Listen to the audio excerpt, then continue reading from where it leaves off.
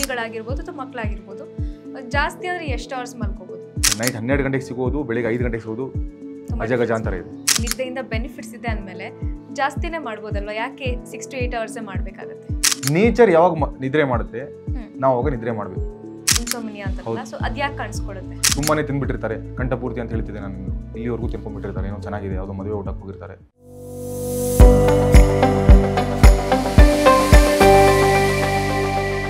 So ಇಷ್ಟೊಂದೆಲ್ಲ ನಿದ್ದೆಯಿಂದ benefits ಇದೆ ಅಂದಮೇಲೆ ಜಾಸ್ತಿನೇ ಮಾಡ್ಬೋದಲ್ವ, ಯಾಕೆ 6 to 8 ಅವರ್ಸೇ ಮಾಡಬೇಕಾಗುತ್ತೆ? ಸೊ ಅಗೇನ್ ಅದನ್ನೇ ಹೇಳ್ತಾ ಇದ್ದೆ ನಾನು, 6 to 8 ಅವರ್ಸ್ ಏನಕ್ಕೆ ಮಾಡಬೇಕು ಅಂತ ಹೇಳಿದ್ರೆ ಸರ್ಕ್ಯಾಡಿಯನ್ ರಿದಮ್ ತೊಗೊಂಡ್ಬರ್ತೀವಿ ನಾವು, ಇಲ್ಲಿ ಬಯಾಲಜಿಕಲ್ ಕ್ಲಾಕ್ ಅಂತ ಏನು ತೊಗೊಂಡ್ಬರ್ತೇವೆ. ನೇಚರ್ ಯಾವಾಗ ನಿದ್ರೆ ಮಾಡುತ್ತೆ ನಾವು ಅವಾಗ ನಿದ್ರೆ ಮಾಡಬೇಕು.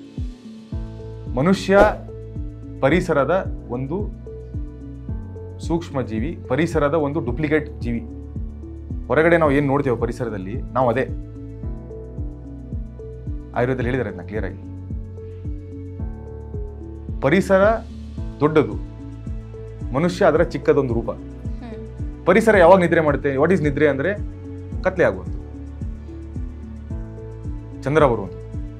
ಯಾವಾಗ ಬರ್ತಾನೆ? 8 ಗಂಟೆ, 8:30, 9 ಗಂಟೆ ಮೂನ್ ಲೈಟ್ ನೋಡ್ತೇವೆ ನಾವು. ಆವಾಗ ನಿದ್ರೆ ಮಾಡಿಬಿಟ್ಟು ಬೆಳಿಗ್ಗೆ ನಾವು ಎದ್ದೇಳ್ತೇವೆ. ಇನ್ನು ಈ ಡಿಸಿಪ್ಲಿನ್ ಯಾಕೆ ಸರ್? ಸೂರ್ಯ ಆದ್ಮೇಲೆ ಎದ್ದೇಳ್ತೇವೆ ಸರ್, ಹಂಗಿದ್ರೆ ನಾವು ನೇಚರ್ ಹೆಂಗೆ ಫಾಲೋ ಮಾಡ್ತೀವಿ? That is the discipline. ಅಲ್ಲಿ ಬರೋದು discipline.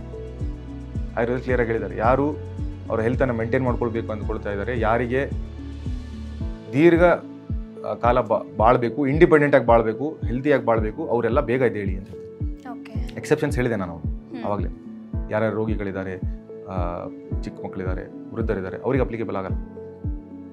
Middle age, even if they are like suffering from any illness, ಅಂದರೆ ರೋಗಿಗಳಾಗಿರ್ಬೋದು ಅಥವಾ ಮಕ್ಕಳಾಗಿರ್ಬೋದು, ಜಾಸ್ತಿ ಅಂದರೆ ಎಷ್ಟು ಅವರ್ಸ್ ಮಲ್ಕೋಬೋದು? ಅವರು ಜಾಸ್ತಿ ಅಂದರೆ 6 ಗಂಟೆ 6:30 ಎದ್ದೇಳಬೇಕು. ನೈಟ್ 9:30 10 ಗಂಟೆ ಮಲ್ಕೋ, ಅದು same, that is same for every one. ಇಲ್ಲ ಅಂದರೆ ಇನ್ನೂ ಬೆಸ್ಟ್ ಕನ್ಸೆಪ್ಟ್ ಇದೆ. 8 ಗಂಟೆಗೆ ಮಲ್ಕೊಂಡ್ಬಿಟ್ಟು ರಾತ್ರಿ ಬೆಳಿಗ್ಗೆ 5 ಗಂಟೆಗೆ ಎದ್ದೇಳು. ಇದು ಒಳ್ಳೆ ಕನ್ಸೆಪ್ಟ್. ನಮ್ಮ ರಿಲೇಟಿವ್ ಒಬ್ರು ಹಾಗೆ ಮಾಡ್ತಾರೆ. ಸಿಂಪಲ್. ದಟ್ ಈಸ್ ಪರಿಸರನ ನಾವು ಫಾಲೋ ಮಾಡ್ತಿದ್ದೇವೆ ಅಂತ. ಪರಿಸರನ ನಾವು ಫಾಲೋ ಮಾಡ್ತಿದ್ದೇವೆ ಅಂತ ಹೇಳಿದರೆ 8 o'clock ಆಗಲಿ 8:30 ಆಗಲಿ ಅವ್ರು ನಿದ್ರೆ ಮಾಡಿಬಿಟ್ಟು ಆ ಟೈಮಲ್ಲಿ 6 o'clock ಎನಿವೇಸ್ ಊಟ ಮಾಡಿರ್ತಾರೆ. 8-8:30 ನಿದ್ರೆ ಮಾಡಿದರೆ ಬೆಳಿಗ್ಗೆ 5 ಗಂಟೆಗೆ ಎದ್ದೇಳ್ತಾರೆ. ಇಲ್ಲ ಸರ್ ನಾನು ನೈಟ್ ಓದೋದಿದೆ, ನೈಟ್ ಬೇರೆ ಏನೋ ಕೆಲಸ ಇದೆ, ಅದಿದೆ, ಎಲ್ಲ ಬೆಳಿಗ್ಗೆ ಮಾಡ್ಕೊಳ್ಳಿ ಎದ್ದ ತಕ್ಷಣ. ಸೊ ಆ ಬ್ರಾಹ್ಮಿ ಮುಹೂರ್ತದ ಕನ್ಸೆಪ್ಟು ತುಂಬ ಇಂಪಾರ್ಟೆಂಟ್. ಇದು ನಾವು ಎಷ್ಟು ರಿಸರ್ಚ್ ಮಾಡಿದ್ರು ಕಡಿಮೆನೇ ಇದರಲ್ಲಿ. ಇದು ಯಾಕೆ ಸರ್ ಹಿಂಗೆ ಅಂತ ಹೇಳಿದರೆ ನಾವು ಬರೀ ರಿಸಲ್ಟ್ಸ್ ತೋರಿಸ್ಬೋದು. ಅಂಡ್ ಅದರಲ್ಲಿ ನಮಗೆ ಮೀ ಟೈಮ್ ಅನ್ನೋದು ಸಿಗುತ್ತೆ, ಯಾರ್ದು ಡಿಸ್ಟರ್ಬೆನ್ಸ್ ಇರೋದಿಲ್ಲ. 100%. ಇದಕ್ಕೆ ಕೆಲವೊಬ್ರು ಕಾಂಟ್ರಾಡಿಕ್ಟರಿ ಮಾಡಿ, ಇಲ್ಲ ಸರ್ ನಂಗೆ ನೈಟ್ 12 ಗಂಟೆ ಆದರೆ ಪೀಸ್ಫುಲ್ ಇರುತ್ತೆ, ಮೀ ಟೈಮ್ ಸಿಗುತ್ತೆ ಅಂತ ಹೇಳ್ತಾರೆ. ಬಟ್ ನೈಟ್ 12 ಗಂಟೆಗೆ ಸಿಗೋದು, ಬೆಳಿಗ್ಗೆ 5 ಗಂಟೆಗೆ ಸಿಗೋದು ಅಜಗಜಾಂತರ ಇದೆ. ಬೆಳಿಗ್ಗೆ 5 ಗಂಟೆಗೆ ಸಿಗೋದು ಬೇರೆನೆ, ಆಫ್ಟರ್ ಗುಡ್ ಸ್ಲೀಪ್. ಸರ್ ಹೇಳಿದ್ದಾರೆ ಸರ್ 5 ಗಂಟೆಗೆ ಎದ್ದೇಳಬೇಕು ಅಂತ, ಎಲ್ಲ ರೈಟ್ 12:30 1 ಗಂಟೆಗೆ ಮಲ್ಕೊಂಡ್ಬಿಟ್ಟು ನಾಳೆಯಿಂದ 4:30 ಎದ್ಬಿಟ್ರೆ ಅಂದರೆ ಆಫೀಸಲ್ಲಿ ಹೋಗಿ ನಿದ್ರೆ ಮಾಡ್ತಾರೆ. ಆಮೇಲೆ ಅದಾಗಲ್ಲ. ಸರ್ ಹೇಳಿದ್ರು ಬೆಳಿಗ್ಗೆ 5 ಗಂಟೆಗೆ ಎದ್ದೇಳು ಅಂತ, ನಾಳೆಯಿಂದ ಟ್ರೈ ಮಾಡೋಣ ಅಂತ ಹೇಳಿ ಜನರಲ್ ರೂಟೀನ್ ಅದನ್ನ ಇನ್ಕ್ಲೂಡ್ ಮಾಡೋಂಗಿಲ್ಲ. That's a special routine. We should keep it special, then only will become special. 8:30 9 ಗಂಟೆ 9:30 ನಿದ್ರೆ ಮಾಡಿ 5:30 ಹಾಗೆ ಎದ್ವಿ ಅಂತ ಹೇಳಿದ್ರೆ, 4:30 ಎದ್ವಿ ಅಂತ ಹೇಳಿದ್ರೆ ದಟ್ಸ್ ಎ ಸ್ಪೆಷಲ್ ರೂಟೀನ್. ಅದು ಎಲ್ರಿಗೂ ಮಾಡ್ಲಿಕ್ಕೆ ಆಗಲ್ಲ, ಇಟ್ಸ್ ಡಿಫಿಕಲ್ಟ್. ಆಮೇಲೆ ನೀವು ಲ್ಯಾಗಿನೆಸ್ ಕೇಳ್ತಾ ಇದ್ರಿ, ಅವಾಗ ಸ್ನೂಸ್ ಕೇಳ್ತಾ ಇದ್ರಿ, ಅಲ್ಲೆಲ್ಲ ನಾವು ಅವರ ಒಂದು ಓವರ್ ಆಲ್ ಥೈರಾಯ್ಡ್ ಇರ್ಬೋದು, ಅವ್ರ ವೈಟಮಿನ್ ಡಿ ಇರ್ಬೋದು, B12 ಇರ್ಬೋದು, ನಾವು ಅಸೆಸ್ ಮಾಡ್ಲಿಕ್ಕೆ ಸ್ಟಾರ್ಟ್ ಮಾಡಿದ್ರೆ 1 by 1 ಟಿಕ್ ಮಾಡಿ ಎಲ್ಲೋ ಒಂದು ತೊಂದರೆ ಇರುತ್ತೆ. ಈಗ ತುಂಬ ಜನ ನ್ಯಾಪ್ಸ್ ತಗೋತಾರೆ, ಬೆಳಗ್ಗೆ ಬೇಗ ಎದ್ದಿರ್ತಾರೆ ಅಥವಾ ನಿದ್ದೆ ಆಗಿರಲ್ಲ ಅಂತ. ಸೊ ನ್ಯಾಪ್ಸ್ ಎಷ್ಟೊತ್ತು ತಗೋಬೋದು, ಎಷ್ಟು ಹೊತ್ತು ತಗೊಂಡ್ರೆ ಆರೋಗ್ಯಕ್ಕೆ ಒಳ್ಳೆಯದು ಅಂತ? ಸೊ ಇದು ಒಳ್ಳೆ ಪ್ರಶ್ನೆ. ಆ್ಯಕ್ಚುಲಿ ಮಿಸ್ ಆಗಿತ್ತು ನಾನು ಹೇಳುವಾಗ. ಆಯುರ್ವೇದದಲ್ಲಿ ಹೇಳಿರುವಂಗೆ ಆಸೀನ ಪ್ರಚಲಾಯಿತಮ್ ಅಂತ ಹೇಳ್ತಾರೆ. ಕೂತ್ಕೊಂಡ್ಬಿಟ್ಟು ನಿದ್ರೆ ಮಾಡೋದು. ತುಂಬ ಜನ ನೋಡಿರ್ತಾರೆ, ಅವ್ರ ಮೇಲೆ ತುಂಬ ಜನ ಆಟ ಆಡ್ಕೊಳ್ತಾರೆ. ನಾನು ಬಸ್ಸಲ್ಲಿ ಬರ್ತಾ ನಿದ್ದೆ ಮಾಡ್ಕೊಂಡ್ಬಿಟ್ಟು ಹಾಗೆ. ಸೊ ಕೂತ್ಕೊಂಡು ನಿದ್ರೆ ಮಾಡಿದರೆ ಯಾವುದೇ ದೋಷ ಇಲ್ಲ. ಸೊ ಇಲ್ಲಿ ನಾವು ಇನ್ನೊಂದು ಕನ್ಸೆಪ್ಟ್ ಮಾತಾಡಬೇಕು. ಮಧ್ಯಾಹ್ನದ ಹೊತ್ತು ನಿದ್ರೆ ಮಾಡುವಂಗಿಲ್ಲ, ಒಂದೇ ಟೈಮ್ ನಿದ್ರೆ ಮಾಡಬೇಕು per day. That is only at night. ಮಧ್ಯಾಹ್ನ ನಿದ್ರೆ ಮಾಡುವಂಗಿಲ್ಲ, ಎಕ್ಸೆಪ್ಷನ್ಸ್ ಇರುತ್ತೆ, ಅದು ನಾವು ಮಾತಾಡಲ್ಲ ಈಗ. ಪವರ್ ನ್ಯಾಪ್ಸ್ ತಗೊಂಡ್ರೆ ಬೆಟರ್. ಪವರ್ ನ್ಯಾಪ್ಸ್ ಕೂತ್ಕೊಂಡು ತಗೊಳ್ಳೋದು, ನಿದ್ರೆ ಫುಲ್ ಹಿಂಗೆ ಮಲ್ಕೊಂಡ್ಬಿಟ್ಟು ತಗೊಳ್ಳೋಂಗಿಲ್ಲ. You can sit on a recliner, ಒಂದು ಒಳ್ಳೆ ಚೇರ್ ಮೇಲೆ ಕೂತ್ಕೊಂಡ್ಬಿಟ್ಟು ಹಾಫ್ ಅವೇಕ್ ಪೊಸಿಷನ್ ಅಲ್ಲೇ ಇರ್ತಾರಲ್ಲ. ಹೌದು. You cannot sleep completely. You sleep completely, it will get added in extra sleep. Extra sleep ಇದ್ದು ಏನೇನು ದೋಷಗಳು, ಏನೇನು ತೊಂದರೆಗಳು ನಿಮ್ಗೆ ಹೇಳಿದೆ ನಾನು ಆಗಲೇ. ಬೊಜ್ಜು, heart related issues, sugar, hypertension ಕಡಿಮೆ ನಿದ್ರೆ ಮಾಡಿದರೂ ಬರುತ್ತೆ, ತುಂಬ ಜಾಸ್ತಿ ನಿದ್ರೆ ಮಾಡಿ ಅಕಾಲಿಕ ನಿದ್ರೆ ಮಾಡಿದರೂ ಬರುತ್ತೆ. Ageing is very important. Graceful ageing ಆಗಲ್ಲ. ಯಾವಾಗೋ ನಿದ್ರೆ ಮಾಡಿದರೆ, ತುಂಬ ಜಾಗರಣೆ ಮಾಡಿದರೆ ಏಜಿಂಗ್ ತುಂಬ ಫಾಸ್ಟ್ ಆಗಿಬಿಡುತ್ತೆ. ರಿಂಕಲ್ಸ್ ಎಲ್ಲ ಕಾಣಿಸ್ಕೊಂಡು ತುಂಬ ಫಾಸ್ಟ್, ವೆರಿ ಫಾಸ್ಟ್. ಟುಡೇ ಇವತ್ತು ನಾವು ನೋಡಿದರೆ ನಿದ್ರೆ ಅವರು ಕರೆಕ್ಟಾಗಿ ಮಾಡ್ತಿಲ್ಲ ಅಂತ ಹೇಳಿದರೆ ಫ್ರೀ ರ್ಯಾಡಿಕಲ್ಸ್ ಜಾಸ್ತಿ ಆಗುತ್ತೆ ಬಾಡಿಯಲ್ಲಿ. ಫ್ರೀ ರ್ಯಾಡಿಕಲ್ಸ್ ಜಾಸ್ತಿ ಆಯಿತು ಅಂತ ಹೇಳಿದರೆ it may cause early ageing. Free ರ್ಯಾಡಿಕಲ್ಸಿಂದ ಕರೆಕ್ಟಾಗಿ ನಿದ್ರೆ ಮಾಡಿದರೆ ಆ ಫ್ರೀ ರ್ಯಾಡಿಕಲ್ಸ್ ಮೇಂಟೈನ್ ಇರುತ್ತೆ. ದಟ್ ಈಸ್ ಅಗೇನ್ ನೋಡಿ, ನಾವು ಅಂಡರ್ ಐ ಡಾರ್ಕ್ ಸರ್ಕಲಿಂದ ಎಲ್ಲೆಲ್ಲೋ ಬಂದಿದ್ದೀವಿ ಸ್ಲೀಪಿಗೆ. ಸೊ ಅಗೇನ್ ಅಂಡರ್ ಐದು ನಾವು ಕಾಸಸ್ ಮಾತಾಡ್ತಾ ಇದ್ದಾಗ ಸ್ಲೀಪ್ ಒಂದಿತ್ತು, ಡಿಜಿಟಲ್ ಎಡಿಕ್ಷನ್ ಒಂದಿತ್ತು, ಅಥವಾ ಡಿಜಿಟಲ್ ಅವರು ಎಕ್ಸ್ಪೋಜರ್. ಎಡಿಕ್ಷನ್ ಅಂತ ಹೇಳಿಕ್ಕಾಗಲ್ಲ ಇಲ್ಲಿ. ಸರ್ 8 ಅವರ್ ನಾನು ಕುತ್ಕೊಳ್ಬೇಕು ಸರ್, ನನಗೆ ಎಡಿಕ್ಷನ್ ಇಲ್ಲ, ನನ್ನ ಕೆಲಸ ಇದೆ ಸರ್. ನೆಸೆಸಿಟಿ, ಡಿಜಿಟಲ್ ನೆಸೆಸಿಟಿ ಇರ್ಬೋದು. ಅಂಡರ್ಲೈನ್ ಡಿಸೀಸಸ್ ಇರ್ಬೋದು, ಕೆಲವೊಂದು ತೊಂದರೆಗಳು ಒಳಗಡೆ ಇರುವಂಥ ಡಿಸೀಸಸ್ಗಳಿರ್ಬೋದು. ಅಲ್ಲೂ ಕೂಡ ನಮಗೆ ವೀಕ್ನೆಸ್ ಓವರ್ ಅಲ್ಲೂ ಕೂಡ ಅಂಡರ್ ಐ ಡಾರ್ಕ್ ಸರ್ಕಲ್ಸ್ ಕಾಣಿಸ್ಕೊಳ್ಳುತ್ತೆ.